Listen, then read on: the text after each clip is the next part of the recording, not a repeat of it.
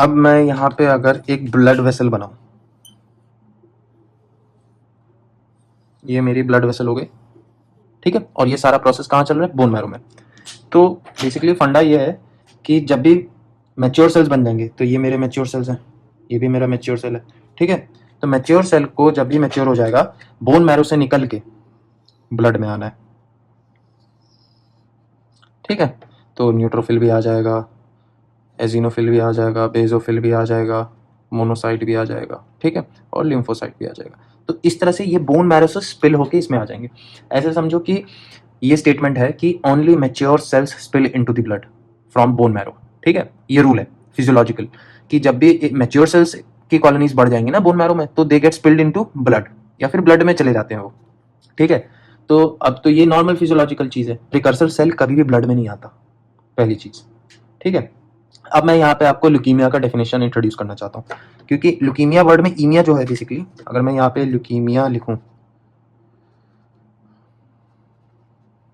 तो ये जो ईमिया वर्ड है ना, दैट्स रिफरिंग टू कि ये ब्लड है, ब्लड की कंडीशन है, ठीक है। द ल्यूको वर्ड सिग्निफाइज की वाइट ब्लड सेल्स। तो it's a condition where leukaemia का ये मतलब हुआ कि बेसिकली जो आपके माइलोब्लास्ट और लिम्फोब्लास्ट है, तो they get spilled into the blood,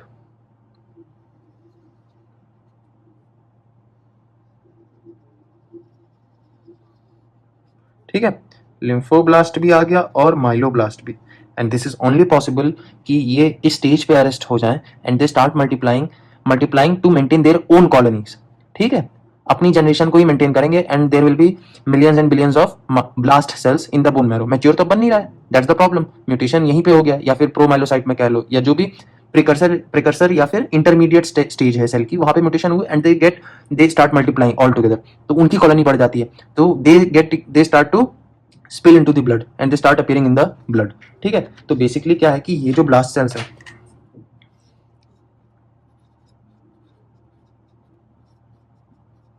ठीक है, अब ये ब्लास्ट सेल्स क्या है, ये अब ब्लड में आ गए। होना कहाँ चाहिए था इन्हें? बोन मैरो में, because according to physiology only mature cells are allowed to spill into the blood, blood vessels, ठीक है। लेकिन यहाँ पे ब्लास्ट सेल भी आ गया ब्लड में, तो ब्लड में जब ब्लास्ट सेल आ जाएगा, तो बेसिकली इन्हीं को ही बोलते हैं ट्यूमर सेल्स, ठीक है। एक तो ये फंडा हमारा क्लियर हो गया कि हमारा बेसिकली ल्यूकीमिया जो ब्लड कैंसर है, इन लेमैन लैंग्वेज अगर स्पीकिंग इन लेमैन टर्म्स, तो leukaemia is a blood cancer, ठीक है। ब्लड कैंसर के जो सेल्स हमें मिल रहे हैं, व्हाट आर दे दो सेल्स? वो बेसिकली ब्लास्ट सेल्स हैं, इमेच्योर या प्रिकर्सर सेल्स हैं ऑफ लिम्फॉइड या फिर माइलॉइड सीरीज, ठीक है, डब्ल्यूबीसी का। और एक और चीज मैं आपको समझाना चाह रहा हूँ कि अगर मान लो लिम्फोब्लास्ट या फिर myeloblast once they get spilled into the blood, they have two options, whether to remain in the blood, या तो फिर वो ब्लड में ही रहेंगे, ठीक है, जिसको ल्यूकीमिया बोलते हैं, या फिर एक और चीज है कि ये क्या करते हैं कि ब्लड के थ्रू अलग अलग ऑर्गन्स में जाके डिपॉजिट हो जाते हैं। फॉर एग्जाम्पल,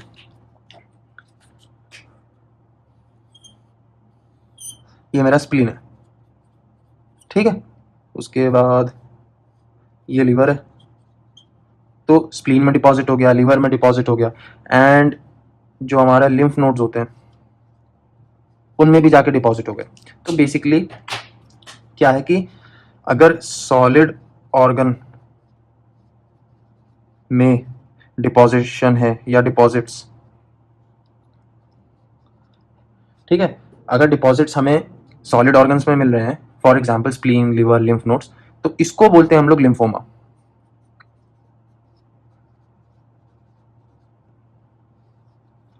ठीक है।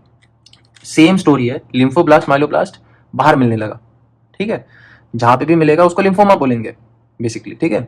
लिम्फोमा वर्ड से तो हमें ये समझ में आ रहा है, ओमा है कि बिनाइन कंडीशन है, एक तरह से ट्यूमर जेनेसिस हो रहा है, और हमें रबरी सॉलिड मासेस मिल रहे हैं, ठीक है, डिपोजिशंस जहाँ पे हो रही हैं, चाहे अब वो हो सकता है सॉफ्ट टिश्यू में हो रहे हो, जो basically solid organ deposits, solid organs में डिपॉजिट हो रहे हैं, स्प्लीन हो गया, लीवर हो गया, या lymph node, cervical lymph nodes हो गए, ठीक है। तो दीज आर जो डिपॉजिट्स हैं, इनको इनको टर्म किया है as a whole group lymphomas, ठीक है। जब तक ब्लास्ट सेल ब्लड में तैर रहे हैं, that is termed as leukaemia. तो अब हम लोग थोड़ा सा रिवाइज कर लेते हैं जो हमने अब तक देखा। तो मान लो अगर ये मेरा हिमेटोपोइटिक स्टेम सेल है, ठीक, मैंने बोला कि दो सीरीज बन के आएंगी यहाँ से, एक तो माइलॉइड सीरीज होगी जिसमें माइलोब्लास्ट मिलेंगे, और एक लिम्फोब्लास्ट या लिम्फोइड सीरीज। ठीक है, जल्दी जल्दी रिवाइज कर लेते हैं। इसी माइलॉइड सीरीज से बेसिकली आरबीसीज बन के आएंगे, ठीक है, प्लेटलेट्स बन के आएंगे। ठीक, तो ये 2 चीज़ बन के आ रही हैं। और एक अपना ये जो है न्यूट्रोफिल, ठीक है, एजिनोफिल, बेसोफिल और मोनोसाइट, ये बन के आ रहा है। यहाँ से क्या बन के आ रहा था, लिम्फोब्लास्ट की सीरीज से बेसिकली एक लिम्फोसाइट के ग्रुप्स बन रहे थे। ठीक है, अब प्रॉब्लम ये है कि अगर मेरे को इस लेवल पर म्यूटेशन आ जाता है,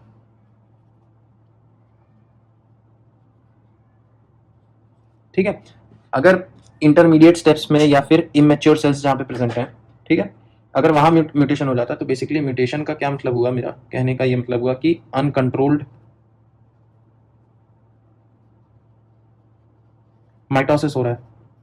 इससे तो यही मतलब समझ में आएगा कि म्यूटेशन हुआ and the cell is hijacked now in that stage, और वो सेम बस रेप्लिकास बना रहा है, डॉटर सेल्स बना रहा है, आगे डिफरेंशिएट नहीं कर पा रहा है। ठीक है, एक तो मैं आपको एक और चीज़ समझाता हूँ कि speaking in terms of differentiation and maturation, तो अगर मेरा ये बोन है, ठीक है, और इसके अंदर ये बोन मैरो है, ठीक है, तो बोन मैरो के अंदर क्या होता है कि मान लो ये मेरा एग्जाम्पल ले लेते हैं, ये मेरा माइलोब्लास्ट है, हमें ये मालूम है कि माइलोब्लास्ट से प्रोमाइलोसाइट बन के आता है, फिर उसके बाद माइलोसाइट बन के आएगा, उसके बाद मेटामाइलोसाइट, ठीक है, इस तरह से बैंड फॉर्म, फिर जाके हमारे मैच्योर सेल बन जाएंगे।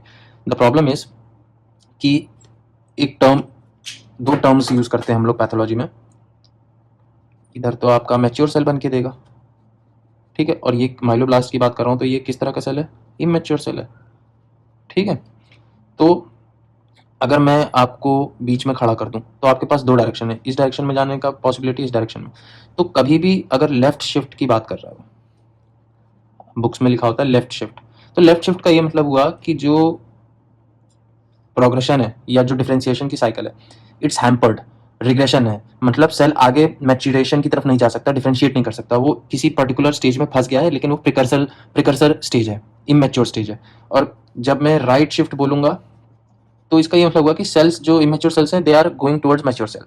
तो जब, क्योंकि हर टाइम तो आप बताने हम लोग डिस्कस नहीं कर सकते बोन मैरो और डायग्राम बना के, तो क्या है कि एक आर्बिट्ररी पॉइंट बीच में मान लिया गया है, और ये माना गया है कि अगर लेफ्ट शिफ्ट है तो we are talking in terms of immature cells, and अगर राइट शिफ्ट है तो we are going towards the maturation step. ठीक है, तो इसी को ही डिफरेंशिएशन वाला जो पार्ट है हम लोग इसके थ्रू समझते हैं। ठीक है, तो बेसिकली ये हो गया। और एक बार म्यूटेशन हो गया तो जो ब्लास्ट सेल्स होते हैं, बेसिकली ब्लास्ट सेल्स की नंबर बढ़ने लगती है क्योंकि अनकंट्रोल्ड माइटोसिस हो रहा है।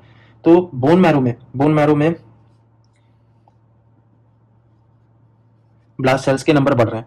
और क्या हो रहा है कि बेसिकली अगर मैं एक कॉलोनी निकाल के देखूं, मान लो मैंने यहाँ से कॉलोनी निकाल के देखा स्लाइड पे, तो मुझे बहुत सारे इमेच्योर सेल्स भी मिलेंगे और मैच्योर सेल्स भी मिलेंगे और कुछ इंटरमीडिएट सेल्स भी मिलेंगे, तो हर तरह का सेल मिलेगा। लेकिन इसमें क्या प्रॉब्लम हो रही है कि अगर मैं इसमें से निकाल के स्लाइड देखूंगा बोन मैरो की, तो ब्लास्ट सेल बढ़ गए, तो इतने सारे ब्लास्ट सेल दिखेंगे, तो जो मैच्योर सेल्स हैं, पहली बात जो बचे हुए थे, जो बन गए थे, उनके लिए जगह नहीं बचेगी, पहली चीज।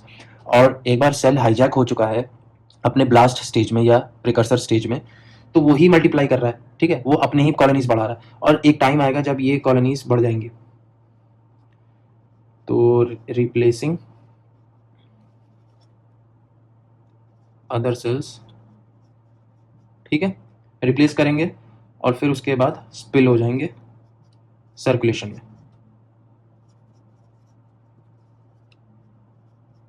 Spill into the circulation. ठीक है, तो फंडा वही है, ब्लास्ट सेल एक बार अमाउंट में बढ़ गया, नंबर में बढ़ गया, तो एक टाइम आएगा तो बोन मैरो से उन्हें भी निकलना पड़ेगा। तो जब ब्लास्ट सेल या इमेच्योर सेल ब्लड में आता है, इसी को ही बोला जाता है ल्यूकीमिया। हम लोग अभी डिस्कस कर रहे हैं ल्यूकीमिया।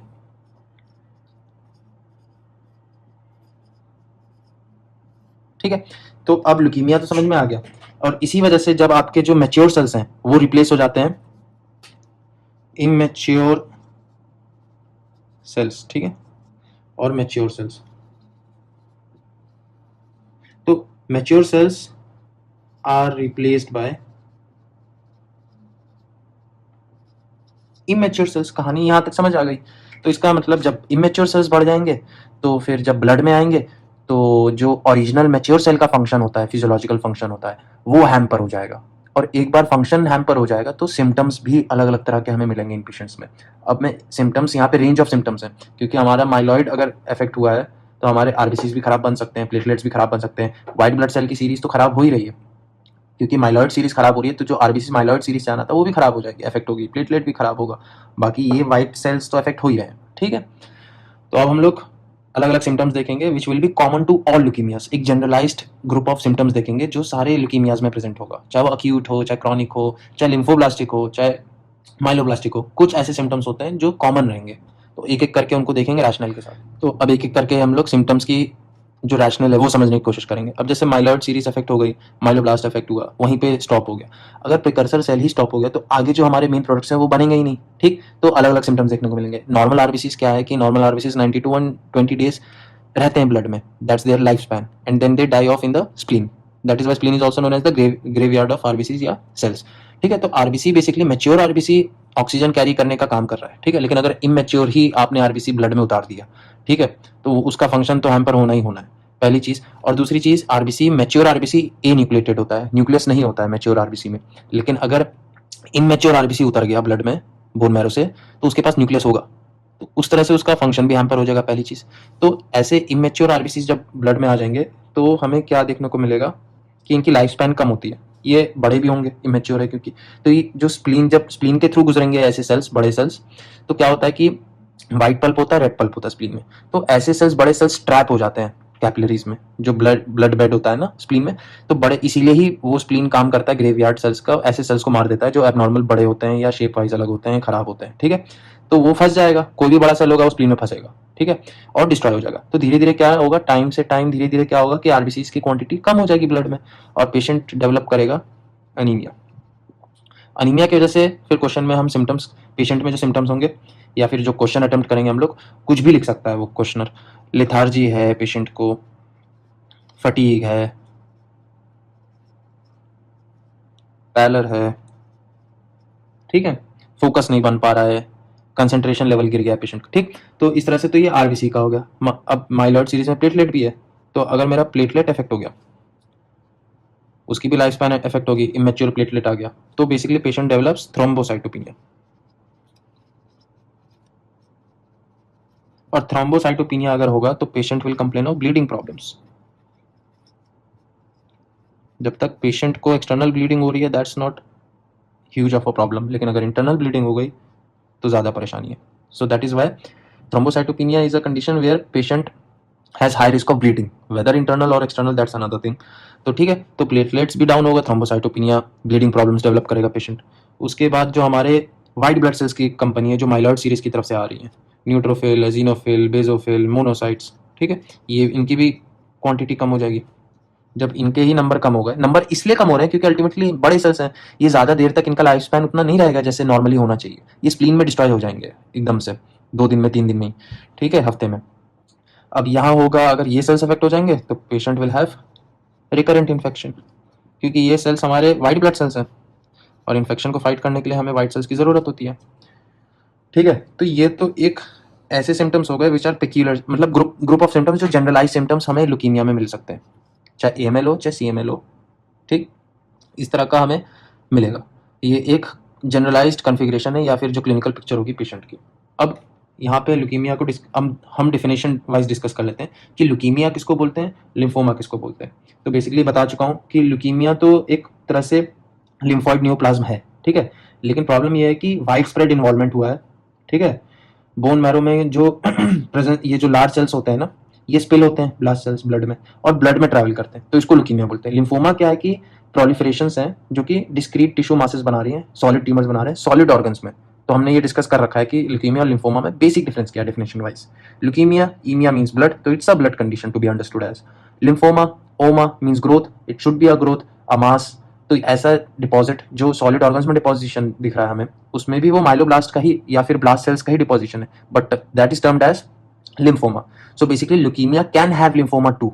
लिम्फोमा, ल्यूकीमिया तो ब्लड की कंडीशन है, ब्लड से अगर लिम्फ नोड में डिपोजिशन स्टार्ट हो गया तो पेशेंट डेवलप्स लिम्फोमास ऑल्सो, ठीक है, तो that is why lymphadenopathy like feature जो है वो पेशेंट में प्रेजेंट होगा, वेदर इट्स ल्यूकीमिक पेशेंट या फिर लिम्फोब्लास्टिक पेशेंट, ठीक है, लिम्फोमा है पेशेंट को, leukaemia patient doesn't matter, will have lymphadenopathy, ठीक है।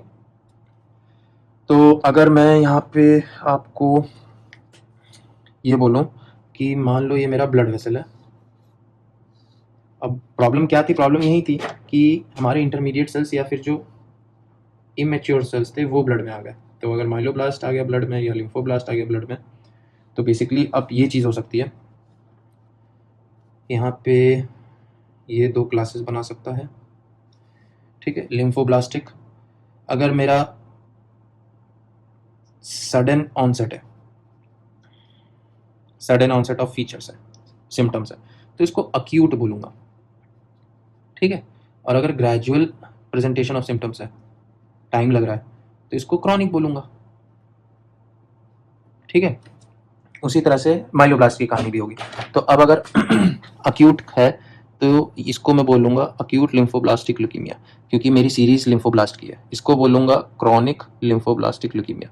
उसी तरह से अगर मैं माइलोब्लास्ट की बात करूँ तो इसकी भी दो कहानी बनेगी, एक अक्यूट एक क्रॉनिक की। तो AML और CML, acute myeloblastic leukaemia, chronic myeloblastic leukaemia, ठीक है। तो ये तो समझ में आ गया कि हमारे कॉम्बिनेशन परम्यूटेशन से कि अगर एल बीच में लिखा हुआ है, ये जो रिप्रेजेंट कर रहा है ये लिम्फोब्लास्ट को रिप्रेजेंट कर रहा है। लिम्फोब्लास्ट सेल जो इमेच्योर सेल है ब्लड में है, उनकी क्वांटिटी ज़्यादा है। अगर एम बीच में लिखा हुआ है तो ये क्या रिप्रेजेंट कर रहा है? माइलोब्लास्टिक, माइलोब्लास्ट। तो माइलोब्लास्ट की नंबर्स बढ़ गए हमारे ब्लड में, तो ALL CLL AML CML, ठीक है। तो इस तरह से तो ये क्लासिफिकेशन भी समझ में आ गई हमें, और बेसिकली इनका जो ये कहाँ से आई है ये प्रॉब्लम, ये समझ लिया हमने। अब हम लोग आगे देखते हैं। तो अब तक हमने क्या डिस्कस किया? WBC, नियोप्लाज्म्स, ठीक है, cancer of white blood sales. इसमें दो तरह के क्लासिफिकेशंस हो सकती हैं, या तो फिर ब्लड की कंडीशन होगी जिसको ल्यूकीमिया बोलेंगे, या फिर सॉलिड ऑर्गन जो डिस्क्रीट मासेस डिपोजिशन हो रहा था ब्लास्ट सेल्स का, लिम्फोमा बोलेंगे, ठीक है। अब आगे हमने ये देखा कि ल्यूकीमिया है तो it's again classified into two classes depending on which lineage या सीरीज इज अफेक्टेड। अगर माइलोब्लास्ट की सीरीज अफेक्ट है या फिर लिम्फोब्लास्ट की सीरीज अफेक्ट है, ठीक है। अगर माइलोब्लास्ट की सीरीज अफेक्ट हो रही है तो again based on the onset या फिर प्रोग्रेशन ऑफ द डिजीज, अगर अक्यूट होगा तो ये AML कहलाएगा, अक्यूट माइलोब्लास्टिक ल्यूकीमिया। अगर क्रॉनिक प्रोग्रेशन है तो इसको मैं बोलूँगा CML, क्रॉनिक माइलोब्लास्टिक ल्यूकीमिया। अगर लिम्फोब्लास्ट की बात करूँ तो it's also classified again into two based on the progression of disease. Acute होगा तो इसको बोलूँगा ALL, अक्यूट लिम्फोब्लास्टिक ल्यूकीमिया। और अगर क्रॉनिक प्रोग्रेशन होगा तो CLL, क्रॉनिक लिम्फोब्लास्टिक ल्यूकीमिया, ठीक है। तो बेसिकली क्या होता है कि अक्यूट ल्यूकीमियाज जो होते हैं ना, अक्यूट, ऐसा आपको मैं यहाँ पे दो पॉइंट बताना चाह रहा हूँ कि अक्यूट ल्यूकीमियाज का जो प्रोलिफरेशन होता है ना, उनका जो रेट ऑफ प्रोलिफरेशन है वो हाई होता है, ठीक है, और डिफ्रेंसिएशन तो होता नहीं है, ठीक है, और जो उनका क्लिनिकल कोर्स होता है ना वो बहुत रैपिड होता है। तो basically acute leukaemias have high rate of proliferation, ठीक, first thing, and without differentiation, the most important thing, and their clinical course is rapid. तो मैं यहाँ पे ये बता देता हूँ कि अक्यूट अगर प्रोग्रेशन हो रहा है, ठीक है, अक्यूट प्रोग्रेशन का क्या है कि रेट ऑफ प्रोलिफरेशन फास्ट होता है, ठीक है, और डिफ्रेंसिएशन तो है ही नहीं, पहली बात।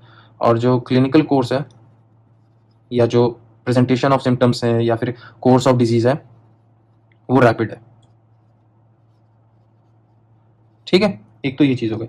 On the other hand chronic leukaemias have low rate proliferation, इसका उल्टा हो गया, और ठीक है, प्रोलिफरेशन ऑफ ट्यूमर सेल्स। लेकिन ये भी है कि क्रॉनिक वाले में ना जो डिफ्रेंसिएशन होता है it's better than the acute, मतलब कि क्रॉनिक स्टेज तो धीरे धीरे प्रोग्रेस करती है ना। अगर क्रॉनिक की बात करूँ, CML हो चाहे CLL हो, तो उसमें ये होता है कि वो धीरे धीरे डिजीज प्रोग्रेस करती है। तो धीरे धीरे जाने का मतलब हुआ कि कुछ सेल्स में अभी भी प्रोलिफरेशन, जो मैच्योरेशन वाला पार्ट है, प्रिजर्व्ड है, तो फिर भी पेशेंट को मैच्योर सेल्स मिल रहे होते हैं ब्लड में। तो दैट डिजीज या फिर जो क्रॉनिक पार्ट है, it progresses over a period of time, ठीक है। That is why the patient develops the symptoms slowly, क्योंकि मैच्योर सेल्स भी होते हैं थोड़े बहुत, कंप्लीटली हाईजैक नहीं होता है, ठीक है, धीरे धीरे डेवलप करता है। तो जो क्रॉनिक वाला पार्ट होता है उसका रेट ऑफ प्रोलिफरेशन पहली बात कम होता है। अगर रेट ऑफ प्रोलिफरेशन कम है तो मैच्योरेशन का थोड़ा बहुत टाइम मिल जाता है।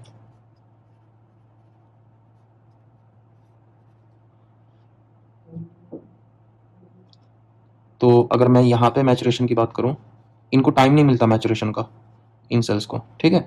तो यहाँ पे मैच्योरेशन में इस तरह से दिखा रहा हूँ, नहीं टाइम मिल रहा है, लेकिन यहाँ पे मैचुरेशन का टाइम मिल जाता है, ठीक है।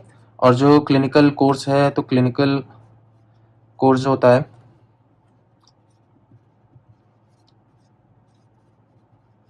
वो कंपैरेटिवली कंपेयर टू अक्यूट वो स्लो होता है, ठीक है।